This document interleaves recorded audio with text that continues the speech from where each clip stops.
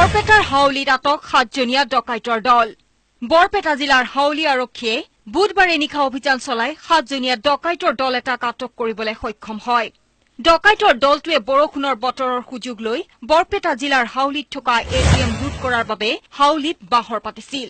কিন্তু হাউলি আৰক্ষীয়ে আগতীয়াকৈ এই তথ্য লাভ কৰি ডকাইতৰ দলটোৰ বিৰুদ্ধে অভিযান চলায় হাউলি থানাৰ ভাৰপ্ৰাপ্ত বিষয়া পংকজ দাসৰ নেতৃত্বত আৰক্ষীয়ে চলোৱা অভিযানত হাউলিৰ হালাপাকুৰিৰ পৰা ডকাইতৰ দলটোক আটক কৰিবলৈ সক্ষম হয় অৱশ্যে নিশাৰ আন্ধাৰৰ সুযোগ বুজি আন এটা ডকাইত পলাই যাবলৈ সক্ষম হয় ইফালে ডকাইতৰ দলটোৱে ব্যৱহাৰ কৰা AS011BD4212 নম্বৰৰ এখন টাটা চুমু গাড়ীও জব্দ কৰিছে আৰক্ষীয়ে আটকাধীন ডকাইতকেইটা হৈছে বৰপেটাৰ পাটাচাৰকুছিৰ বাবুল আলী ছাইদুল আলী আৰু হজৰত আলী দুলু পথাৰৰ চহৰ আলী নলবাৰী জিলাৰ ঘগ্ৰাপাৰৰ জাকিৰ হুছেইন বিটিএডি তামুলপুৰৰ চাহেব উদ্দিন আৰু হবি আলী বুলি জানিব পৰা গৈছে দীৰ্ঘদিন ধৰি এটিএম লুটৰ লগতে চুৰি ডকাইতি আৰু গাড়ী চুৰিৰ ঘটনাৰ সৈতে জড়িত আছিল আন্তঃৰাজ্যিক এই ডকাইতৰ দলটো যোৱাকালি ইংৰাজী 9/5/2018 তাৰিখে ৰাতি আমাৰ প্ৰায় 12:30মান বজাত এটা খবৰ আহিছিলে যে এটা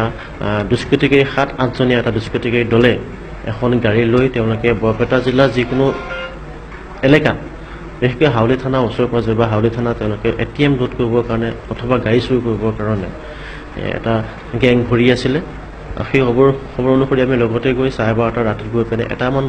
ৰাতি 1মান বজাত আমি তেওঁলোকক কৰায়ত্ব কৰিব সক্ষম হৈছিলোঁ যদিও আমাৰ গাড়ী দেখি তাৰ ভিতৰৰ পৰা এজনে পলাবলৈ সক্ষম হয় আন্ধাৰৰ সুযোগ লৈ বাকী 7জনক আমি গাড়ী সহকাৰে